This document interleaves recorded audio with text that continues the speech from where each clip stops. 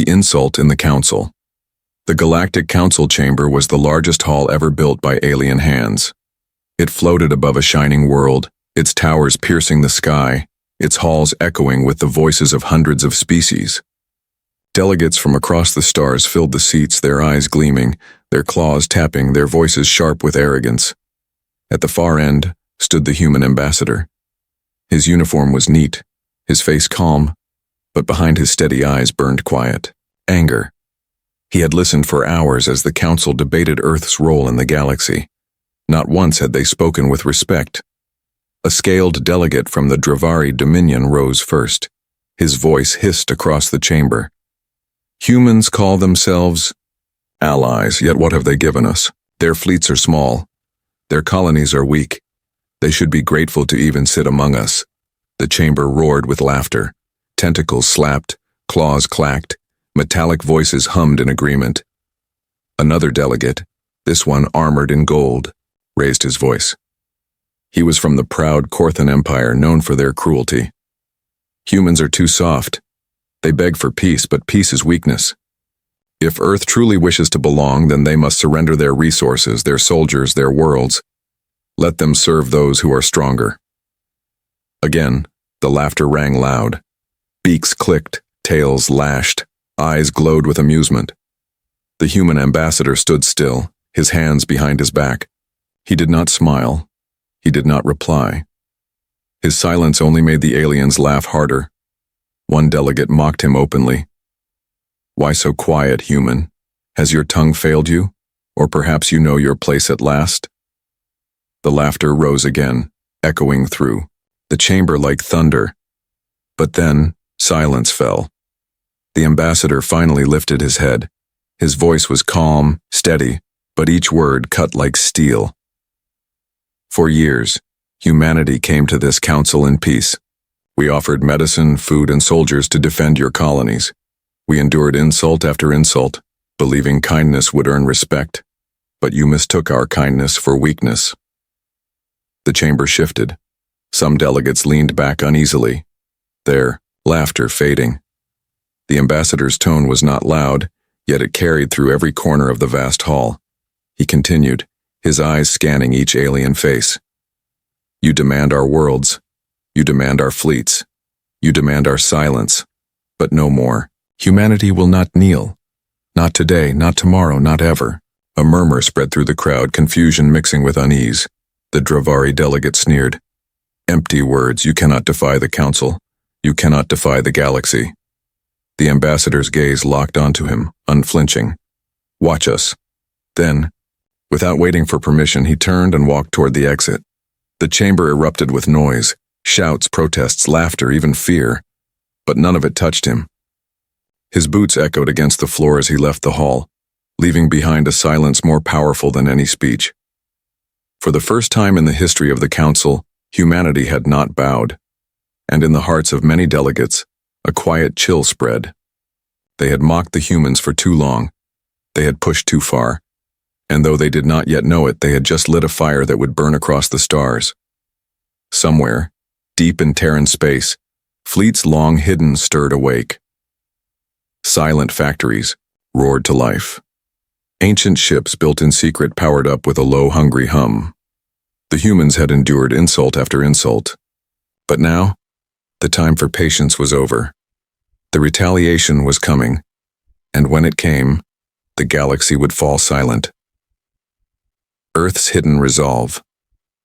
When the human ambassador returned to Earth, the message was clear.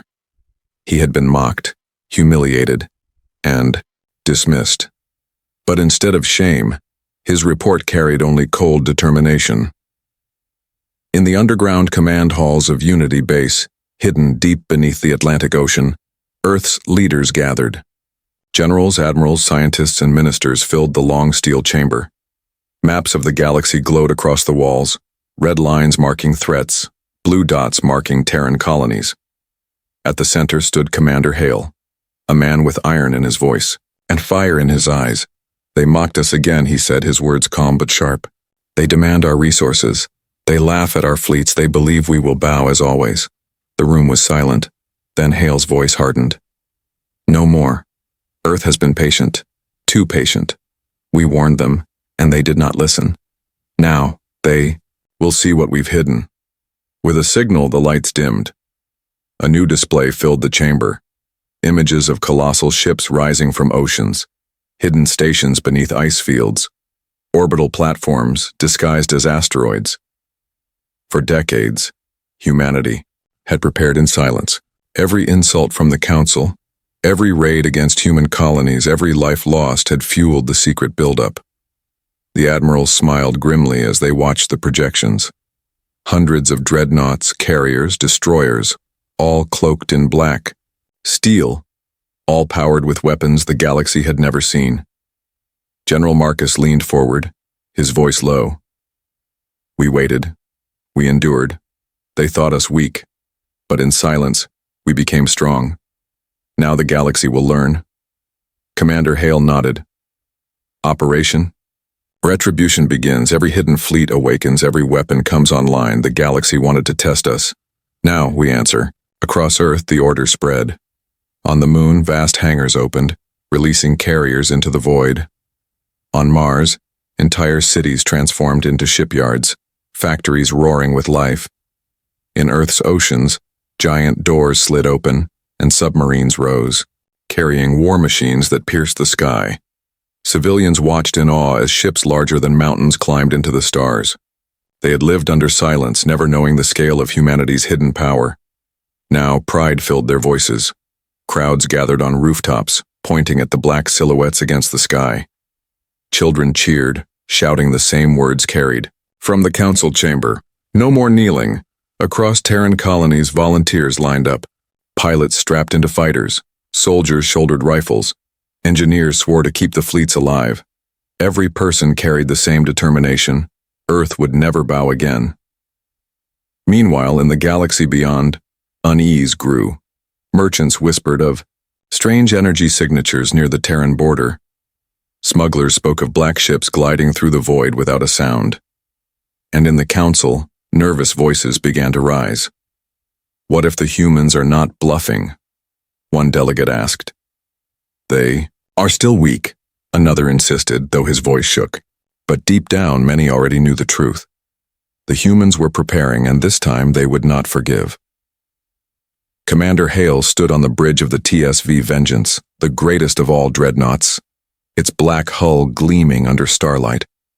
He looked out at the fleets assembling, thousands of ships aligning into formation. His voice echoed across the comms. For too long they have laughed. For too long they have taken.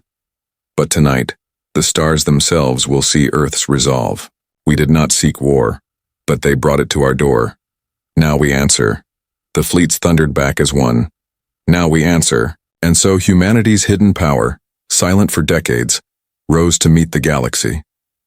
The retaliation was coming. And this time, Earth would not stop until the Council understood the cost of their arrogance. The first strike. The Galaxy Council did not take Earth's silence seriously. They believed humanity's warnings were nothing but noise. To test them, the Council approved a raid against a Terran colony on the edge of Sol space.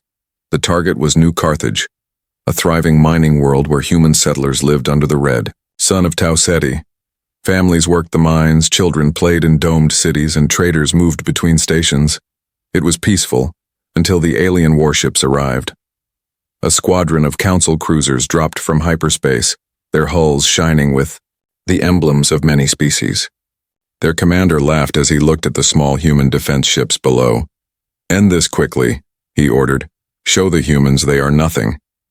The first barrage tore through orbiting satellites, sending burning wreckage crashing into the atmosphere. Panic spread across New Carthage. Civilians ran for shelter as alarms screamed. Human militia ships rose to fight, but they were outnumbered and outgunned.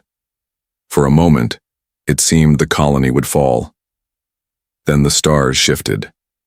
Dark shapes appeared. At the edge of the system, silent and massive. One by one, Terran dreadnoughts decloaked, their hulls black as night, their cannons glowing with restrained fire. Leading them was the TSV Vengeance, a titan of war. The alien commander froze. Impossible, Where did they come from? A human voice cut through the comms, calm and merciless. This is Terran space. Leave, or be destroyed. The aliens laughed nervously. They had crushed rebellions before. They had faced many warnings. None had ever mattered. So they fired. Their weapons lit the void, but when the blasts struck the human ships, they broke like water against stone. The Terran shields shimmered, untouched. Then came the answer. The Vengeance unleashed a single shot. A beam of pure energy ripped through a council cruiser, splitting it in two.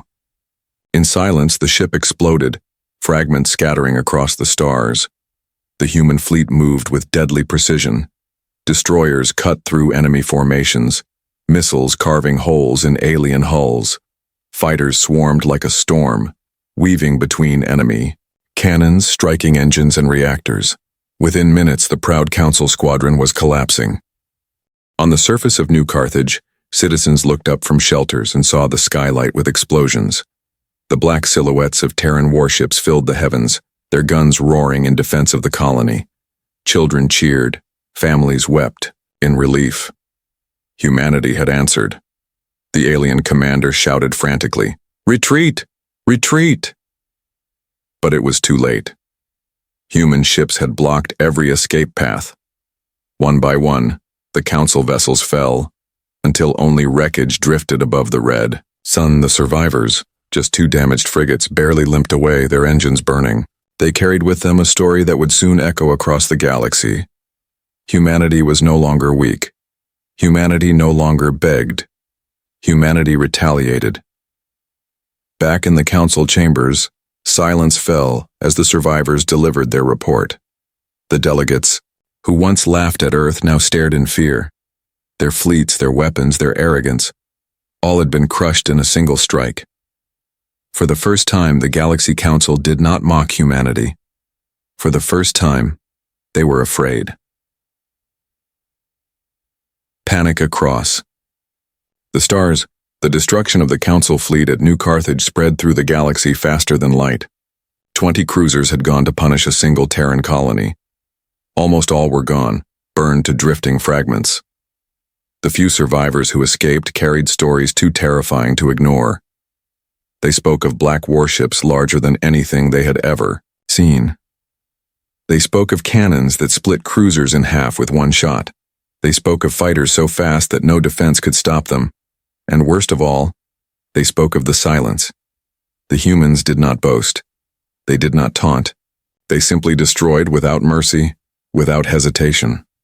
The whispers grew into fear. On the markets of Auric Prime, merchants refused to ship near human space. On pirate moons, raiders swore never to touch a Terran colony again. Even soldiers, in distant barracks, told each other in hushed voices, "If you cross their border, you will not come back." In the Grand Council chamber, panic erupted. Delegates shouted over one another, "They cannot be allowed to defy us. They destroyed our fleets. What else are they hiding?" They were weak. How did they become this strong? The chamber, that once echoed with laughter at Earth, now shook with fear and confusion. Some demanded a combined armada to crush humanity once and for all. Others whispered the opposite, that it was already too late, that Earth was far stronger than anyone had ever believed. The Dravari delegate slammed his claws against the table. "They are dangerous. If we do not unite now, they will challenge the Council itself." But another voice, trembling, replied, "Challenge us? They already have, and they are winning." Meanwhile, humanity remained silent. No threats, no declarations, no speeches. Their fleets did not cross into alien space. They stayed at the border, weapons ready, dark warships watching the stars like predators waiting for prey. That silence terrified the galaxy more than any roar of war. On liberated colonies, alien civilians spoke of human marines who gave food, water, and freedom. "They fight to protect," one refugee whispered. "But when they fight, the stars burn." On Earth, Commander Hale addressed his people. His voice was calm, carried across every colony and ship. "We did not start this war. They mocked us. They attacked us. They believed us weak. But they have learned the truth. We are Terran. We bow to no one. We defend what is ours. And if they strike again, the galaxy will tremble. His words reached beyond Earth. Even in secret, alien captains replayed his message. Some felt hope. Others felt dread. But all agreed. Humanity was no longer the quiet voice in the council. Humanity was now the storm. For the first time in history, the mighty Galactic Council had no answer. The chamber, once filled with arrogant laughter, now sat in uneasy silence whenever the word Terran was spoken. And across the stars, one phrase became law. Do not cross into Terran space. Because those who did never returned. Retaliation. Without mercy, the Council believed the humans would stop after defending New Carthage. They thought Earth would be satisfied with one victory. But they were wrong. Humanity had endured humiliation for years, and now the patience was gone. The retaliation began. Terran fleets did not wait for the next attack. They struck first, targeting Council outposts that had long oppressed weaker species. Stations that once flew the banners of the Council suddenly found themselves under siege. On Varkish 9, a mining world where thousands of alien slaves were forced to dig under brutal overseers, the sky filled with fire. Human destroyers cut through the orbital defenses in minutes. Dropships poured from the heavens, black-armored marines storming the camps. The overseers fired on civilians, using them as shields. But humanity did not hesitate. Precision strikes tore through guard towers. Weapons cut down the oppressors, and within hours the chains were broken. The freed aliens stared in disbelief as Terran soldiers handed them food and water instead of shackles. One elder whispered through tears, "Why? Why save us? We are not your people." The Marines' answer was simple. Because no one deserves to live as a slave, not while we stand. The message spread faster than any fleet. Humanity was not just powerful. They were merciless to tyrants, yet merciful to the broken. Across the galaxy, the pattern repeated. At Corin Station, where Council troops demanded tribute from starving colonies, Terran warships arrived without warning. The Council fleet tried to resist, but they were outmatched. In less than 20 minutes, the station was free. At Dravri-controlled worlds, human dreadnoughts shattered fortresses. Where once the people trembled before the Council, now they cheered as Terran banners flew above their cities. The retaliation was brutal, but it was precise. Humanity did not conquer. They did not enslave. They destroyed only the ships and strongholds of those who had mocked and oppressed them. To the weak, they were liberators. To the Council, they were executioners. Panic spread in the Council chamber. Delegates shouted in desperation, "They are dismantling our power system by system. They act without fear. If this continues, the Council itself will collapse." But there was no unity left. Some species secretly sent envoys to Earth begging for alliance. Others withdrew their fleets, unwilling to risk destruction. The once mighty Council fractured, its strength bleeding away. Meanwhile, Earth's fleets pressed forward with cold efficiency. On the bridge of the TSV Vengeance, Commander Hale stood like a shadow among the stars. Reports of victories flowed. In outposts destroyed, colonies freed, fleets annihilated.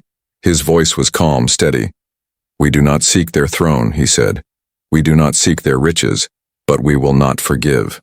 Every insult, every attack, every life lost to their arrogance, we answer now, and we will not stop until they are silent." The crew answered in unison, their voices carrying through the ship like thunder. No mercy, and so humanity's retaliation swept the stars.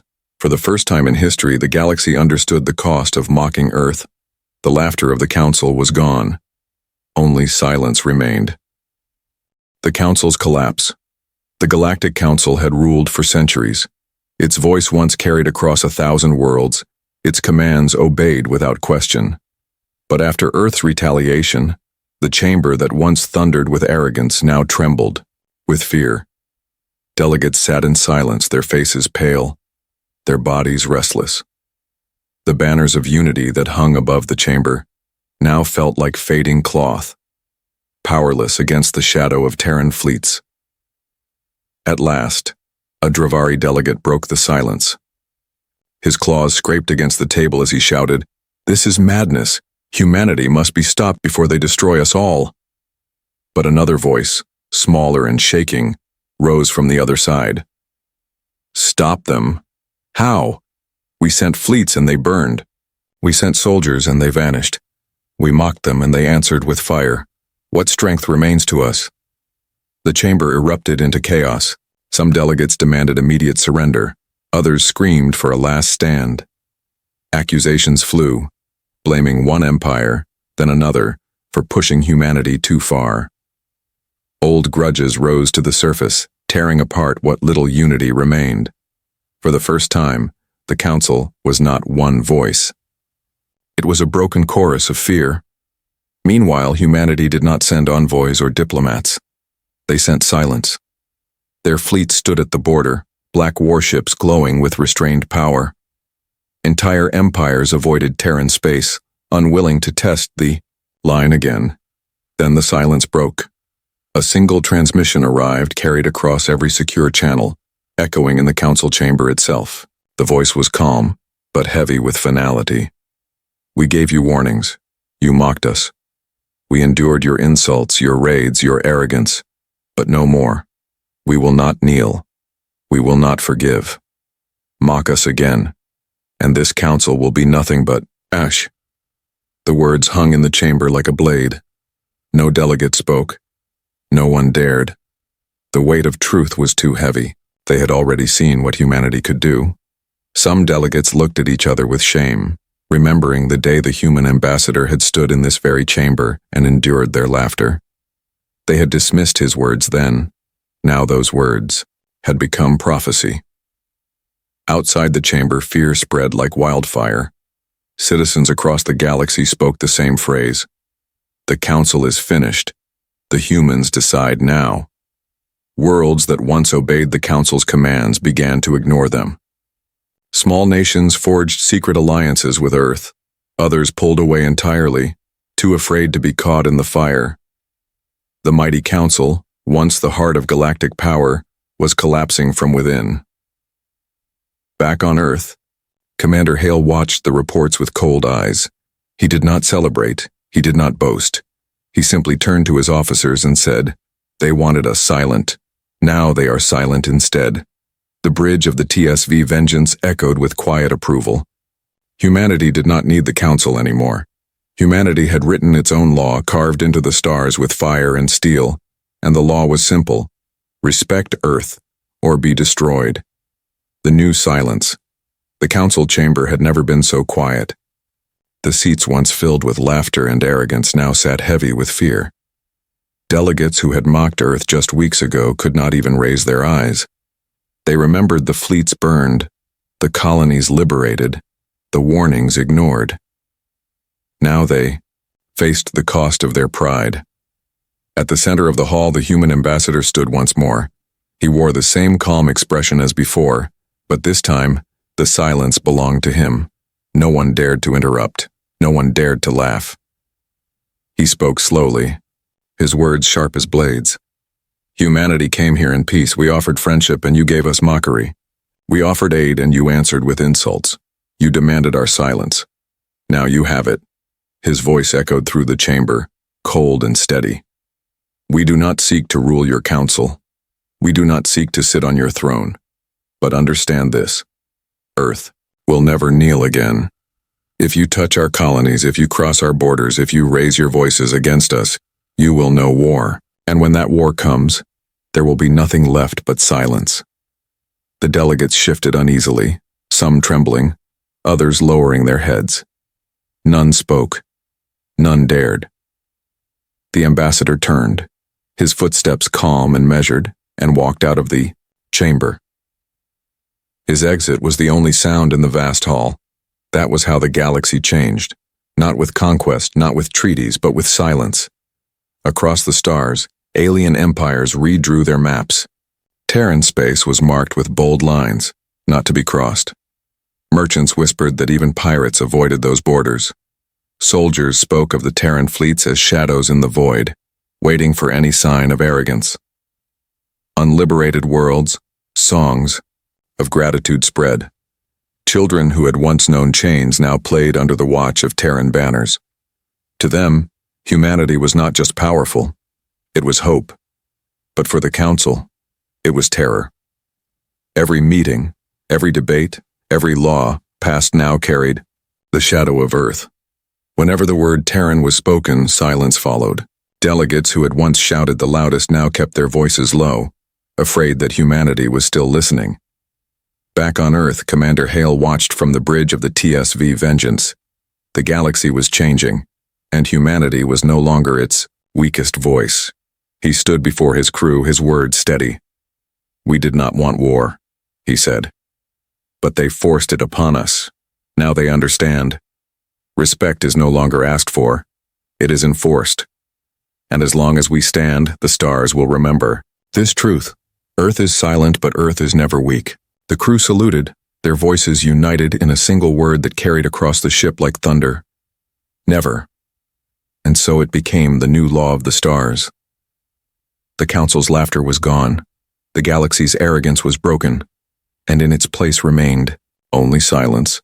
The silence of respect, the silence of fear, the silence forged by humanity's brutal retaliation.